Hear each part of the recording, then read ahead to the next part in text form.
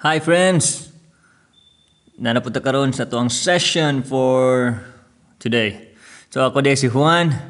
Gabuhat ko mga videos and podcasts nga praktikal ug mapuslanon nga makatabang sa tanan. Aron di na sila magkalisod-lisod pa sa ilang pagkinabuhi. So sa karon gabi, kung gabi kag paminaw ug sa karong buntag o kung buntag kag paminaw, we will tackle about how to master romantic feelings. So, mastering romantic feelings. Actually, this topic is based on the book If I Like Him So Much, Is He For Me? Straight girl talk on what to do with romantic feelings by Didi Nakar Maranyan. So, wala tayo dugayan pa. Let's listen. Nakaka sa inyong skulahan dayon kanang nabitaw school program. Naay isa nag-present, kanta siya, dala siya sa gitar.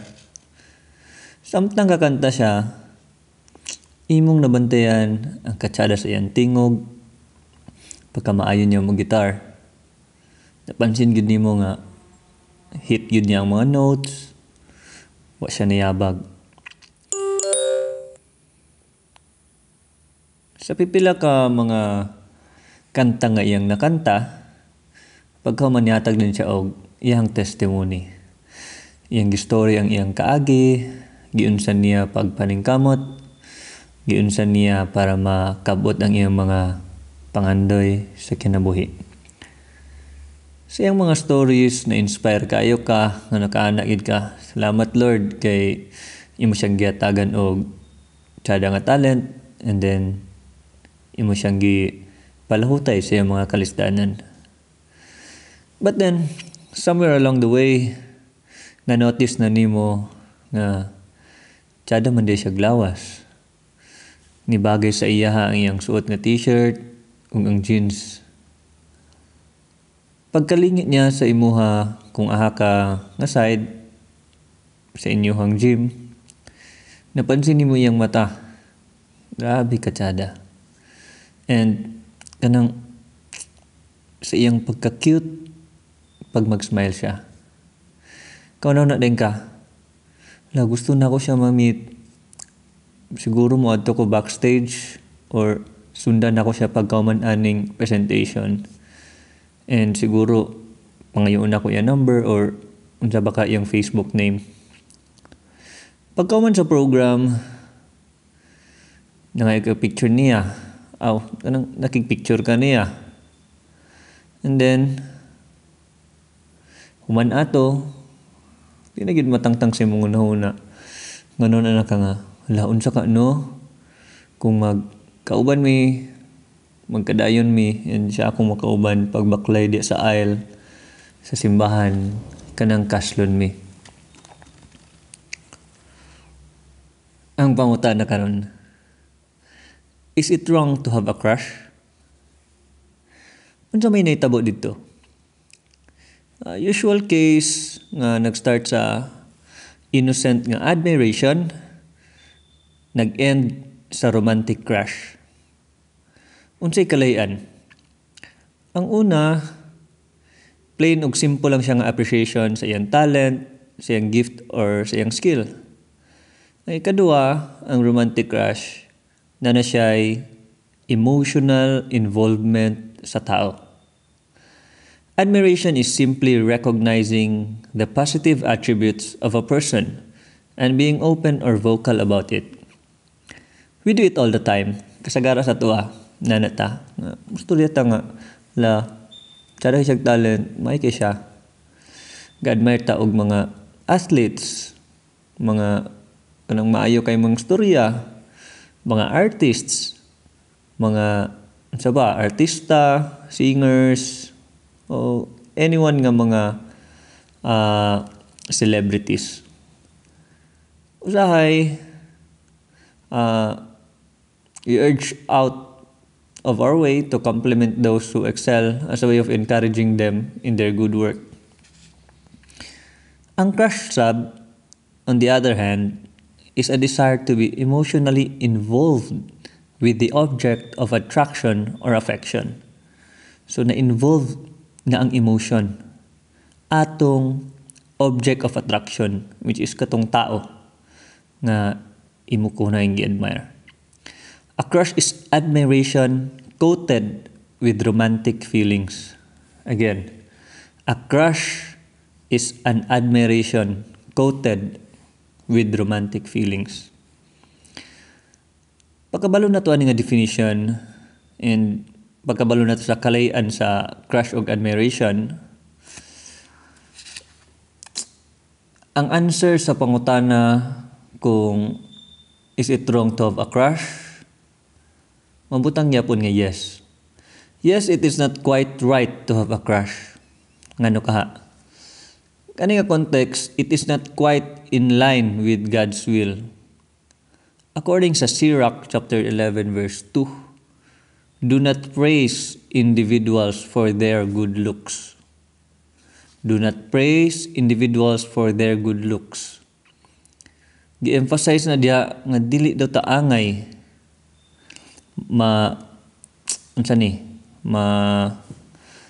pilit atong attention sa mga external or mga physical nga appearance sa usa ka tawo. Because the character of a man is invisible to the eye. It is internal. Internal. So, ang babae nga ga-desire to be emotionally involved with a man just because he is handsome is making a big mistake. Her feelings are obviously just born out of physical attraction. Same goes with men. Kanang mga lalaki nga gagusto ma-emotionally involved sa usa ka babae tungod lang kay chicks kay siya tanawon, he is making a big mistake. His feelings are obviously just born out of physical attraction. This is not enough to justify a desire to have a relationship with that person. Dili to enough na rason nga ma-justify nimo nga gustuho na din nimo makigrelasyon ana nga tao. Sagara sa tua, mga kita lang gwapa kay siya bay. Gwapo kay bay. Panghandom na rin ta nga mauyab unta na siya. Mapakapanguyab unta uniya, uyab unta uniya. Again. There is nothing wrong in admiring anyone para sa iyang talent or kung unsay tsada sa iya. Skills ba or even iyang panamit. The way siya mustorya. Admiration is okay. So long as there is no emotional involvement. Just be careful that your admiration is not corrupted by inordinate romantic feelings. Okay, again, a lady who desires to be emotionally involved with a man just because he is handsome is making a big mistake. Same goes with the gentlemen who desire to be emotionally involved with a woman just because she is sexy or beautiful is making a big mistake. So, let me share with you a secret. So, according pa sa author, na blessed daw siya og duha ka perfectly normal eyes and can't escape noticing the really attractive, charming, and very appealing few who roam the earth. So, bisa kinsa man siya sa tuwa. Tatanan na tay duha ka mata. Igo po mga kita mag-appreciate sa mga attractive, mga charming nga mga tao des palibot. Ang author nag-share siya nga decide daw niya mag-pray yang giampo nga one day atong teenager siya, ana siya sa Ginoo. Lord, may my heart beat only for the man you have chosen for me. And it worked. Ana pa siya. Let me share to you also my prayer sa pagka-humanog basa pod bitaw ani. Or I think before pa pod ani, ako gyud ampo. Father God, make me fall in love only with the woman you want me to have. And also, allow that woman to only fall in love with me. another prayer pud nako nga ang uban unta mga babae di na fall in love sa kuha. Balag magka-admire sila but dili bitaw tong ma-in love gyud nga gusto na kuminyuan.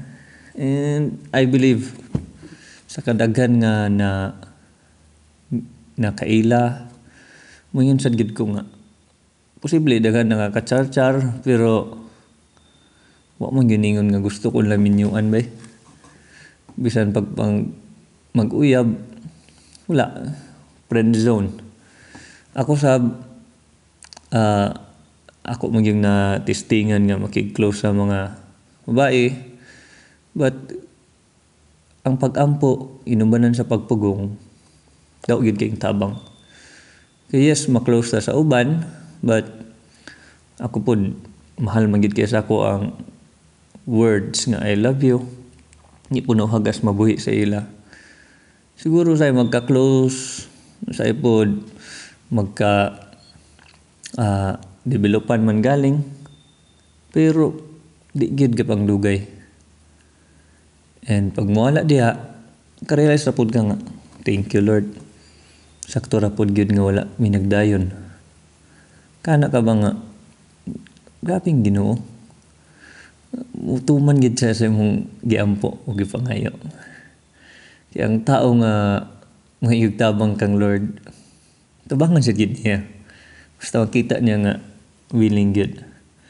So same with our story, ako may ka-share daghan man gyud mga babae nga na-attracta and also naagig MU and fling-fling.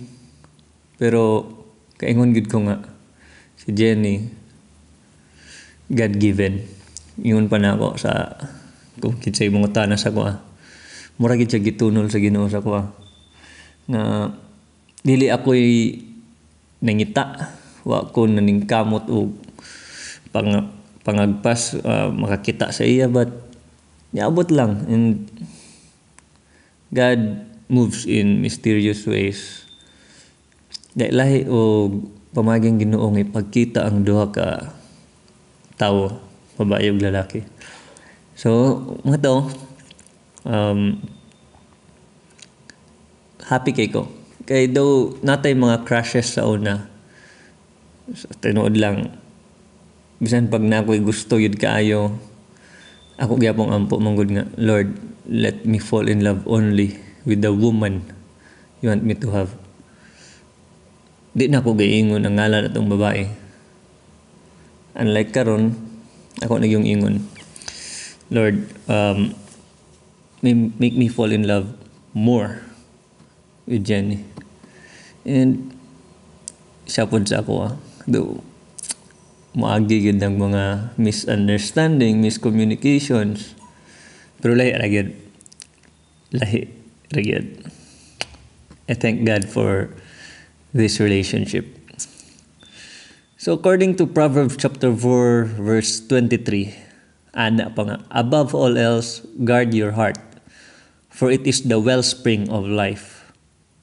That's the key. I-guard yun na to ato ang heart. Kay diya tanan gasugod. Ato mga panghuna-una, mapadautan man, o mapatsada. So sa karon, to master romantic feelings by guarding your heart, na ay akong i-suggest sa inyo nga mga tips ba tawag ani? Masin. So na upat. Number 1, concentrate on desires that will keep you on the right track. Kana mga gusto nato sa kinabuhi nga magpabilin sa toa diya sa saktong nga dalan. The way to do is to follow the advice of St. Paul. Ana pa siya, fix your thoughts on what is true and good and right. Ingon pa ni Pablo, ato adong atensyon dapat dito lang yun sa mga panghuna-huna nga tinuod, maayo, ug angayan. So lahi ang maayo ug angayan na good and right. Katong tsada ug dapat dito na ito panghuna-huna. mapud iyang gi-desire. So to think about these things are pure and lovely, and dwell on the fine, good things in others. Think about all you can praise God for and be glad about it. Ikalipay ang mga tsada nga mga pangitabo. Dapat ampingan gid nato kayo ato ang kasing-kasing. Pingan nato ato mga gatanawon, bantayan gid nato atong gabasahon, ang atong gapaminawon o atong mga ginapang storya. Kay di nato mapansin sa atong mga gakita di sa social media, gaka-observe nato, gaka-impluwensyahan na rita sa atong gabasahon nga libro, sa atong mga gapaminawon nga tawo, o sa atong mga ginapang storya. Sa una, butan pa man kaya na, pero tingala na lang ta pag-abot na to college, nga pag-uman ko. Siguro sa mga influensya sa nakapalibot nato o sa labi pod ni karong social media, lahira sa gyud. The doors to your heart are your senses. So ang pultahan sa atong kasing-kasing kanitong mga senses, kanitong gakita, gakasimhot, gakabatian, gakadunggan, gakatilawan. So bantay gid na ato ang mga senses. Dapat inline siya sa pulong sa Ginoo. Udi man mo to og Ginoo, basta mo na ako inline dapat sa gigusto sa Ginoo para sa tuwa. Number 2. Put boundaries on your desires. Magbutang tag mga boundaries sa atong mga desire. Ito ang mga kagustuhan sa kinabuhi. Ato ag yung butang ang boundary. Natay desire. Pero butang natong boundary. Don't go after everything you see. Dili tanan atong gakita angayan. Develop self-control, especially in the area that have to do with the flesh. Mayroon tag flesh, dili lang na siya about sexual lust. It also refers to food, vanity, even physical discipline such as exercise. So, dagan kay mga gusto ang ato ang lawas nga dili angay para sa tuwa. Jesus said, Galatians 5:24 reminds us that those who belong to Christ Jesus have crucified their flesh with its passions and desires. So, let the Spirit control your body, not the other way around. I-allow na to ang Holy Spirit nga mag-lead sa tong lawas. Kay kita, taora, di po ta kabalo yun sa angay yun para sa tuwa. Number 3. Number 3 na ta. Express your feelings to God. This is my habit nga proud pod kay ko nga sumbong gid ko pero mas Ginoo. Magkabikil, masuko ko, malipay, siya gid ang storyahan. This is where most women fall. Because you have this intense affection for a guy. You think it's cute or sentimental or honest to express your feelings to him. Daghan yun na nga mga babae nga feeling nila nice kaayo mag-share silang gibati dito silang nakrasyan na laki. But to tell you, don't, ayaw. Not if he doesn't even know you, not if he isn't courting you, not if you haven't even prayed about it. So, ayaw pataka og share kay dagan kay karon mga laki nga i-take ang mga chances, ipang take for granted ta. Kay kasalig kay kagusto mo din siya sa kuha. Diya na dayon. Instead of expressing your feelings to the object of your affections, express your feelings to God. Sa iya gyud ingon kay the time nga imong ingon sa iya na imo siya gialaw nga mulihok para sa imo ha. Ingon gyud ang tanan sa iya ha. Kay siya may nahibalo. So tell it first to God before you tell it to anyone else. Okay, bisag atong mga best friend sa mo girls. Chika kay mo dia, inyo ra bang gitsikahan kay katupong inyong best friend kuno ay nga ka-crush po sa imong crush. Tawa, away na nun mo. Katupong mga lalaki, chika pod bay. Naan kikuha na niya bay. Wapod ka kabalo, wala po rin lalaki, ilum-ilum ra. Nagsila na di ay, or ambot lang, basta. Tell it first to God before you tell it to anyone else. It will be good to seek the advice of a more mature nga mga tao. Kanin yung mga ginasaligan. I suggest your parents, kay walay parents nga way concern para sila mga anak. So if you can share to your parents, much better. Or sa inyong mga ate, kuya, kung na-active mo simbahan, yung mga pastor, pare, or yung mga gasaligan ninyo, iyan po lang gyapon. Kani sila maka-guide sa imuha sa pag-deal sa imong emotions. Kay lagi di tanan nato kabalan na ay gakabalan ng uban nga wa ta kabalo. So pwede tabang i-share sa ila. Kaya kung kita-kita ra na mabuang gas gugma. Number 4. Una to concentrate on desires that will keep you on the right track. Number 2, put boundaries on your desires. Number 3, express your feelings to God. And lastly, fight in the spirit. Encourage ta mo. Ayaw pa victim.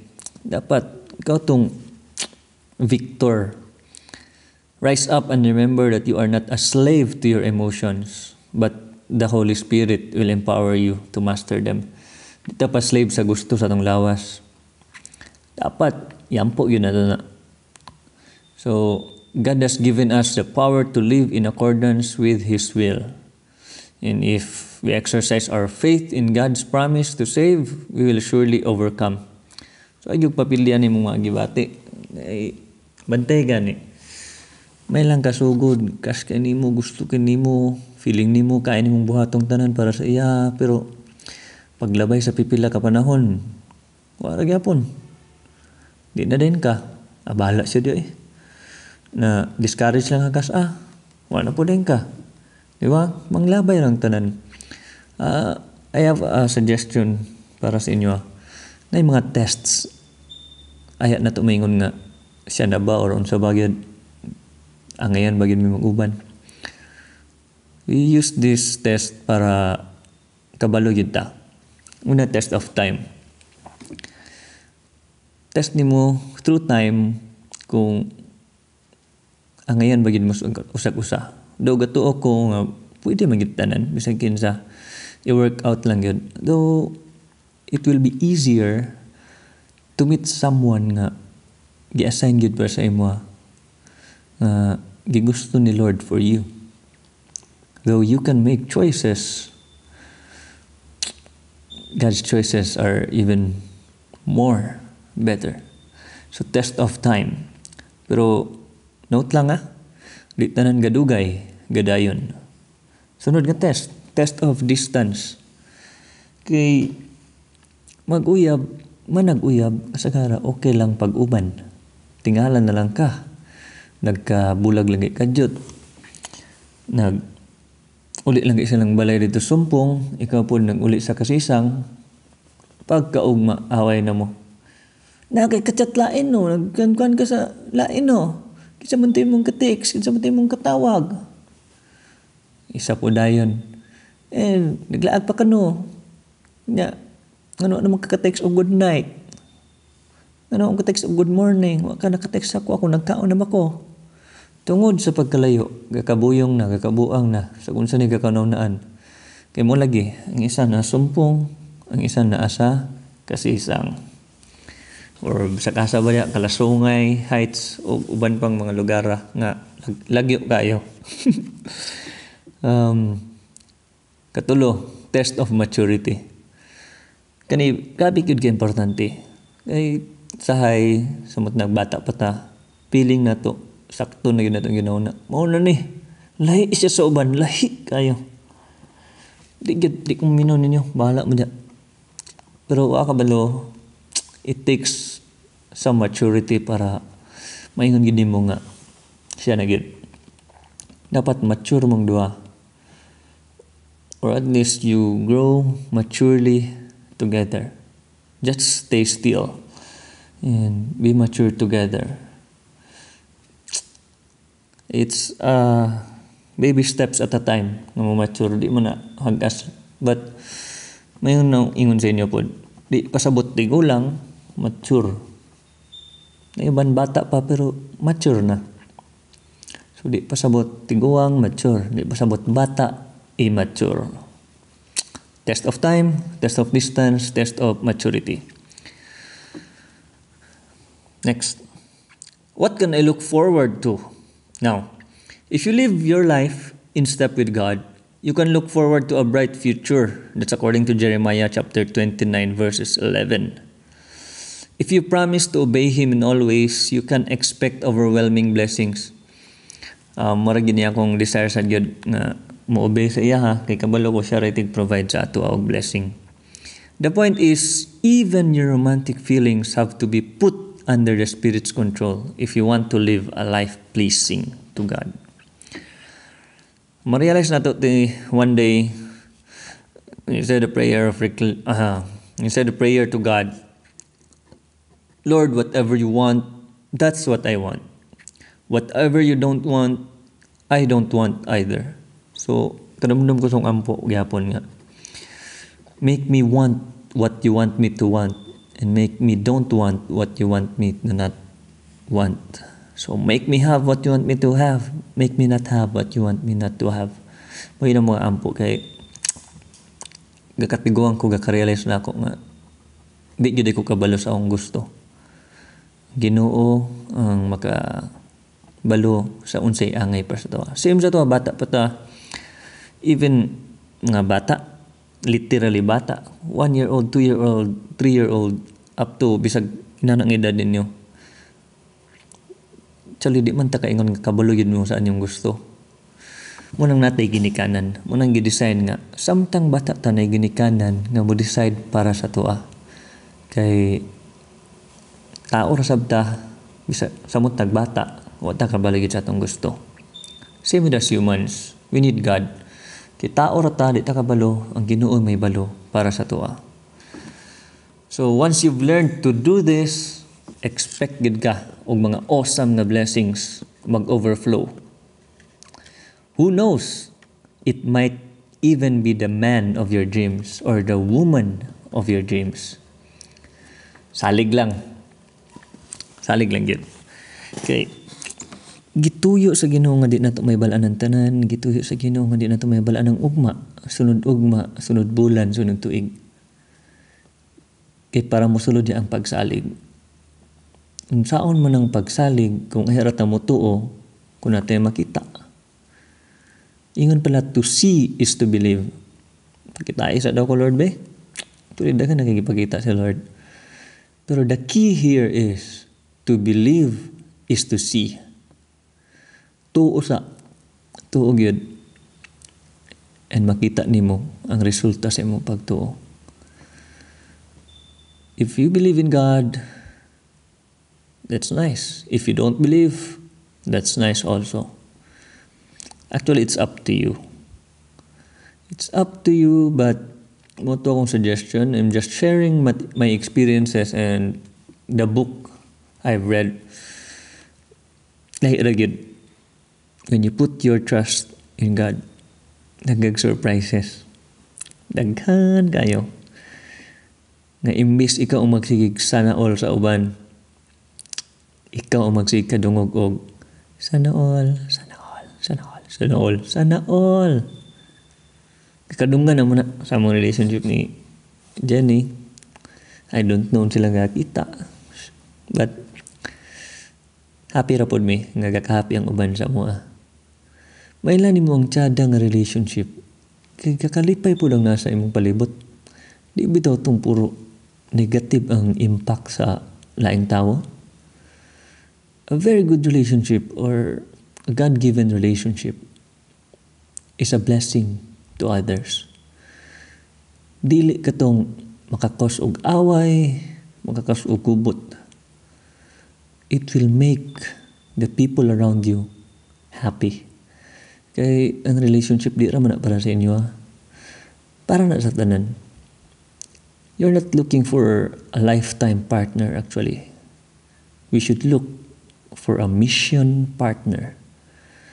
Kay tinud-anay di ta ma-please sa atong partner o di pud nato siya ma-please gyud in accordance sa iyang gusto. Maagi ni away, na gini di pagsinabtanay. Kay kung gusto na itong katong makasinabot yun, ay, minyo imong kaugalingon, o yaba imong kaugalingon. Pero di ba, bisang imong kaugalingon, di mangin imong masabdan. Unsa pa ka ng laing tao. So the key is, accept the fact, that's the truth. We don't need to be the same with each other. We just need to accept the difference, embrace it, and complement with each other. Nana na gina lahi-lahi ta. Pero diya sa pagkalahi-lahi na to, nagi-design ang Lord na mag-match kita. So just pray. Chillax, have faith, obey, and pray. So in the meantime, tell yourself, I'll be waiting. Salamat sa pagpaminaw. Dalay ko ng Diyos.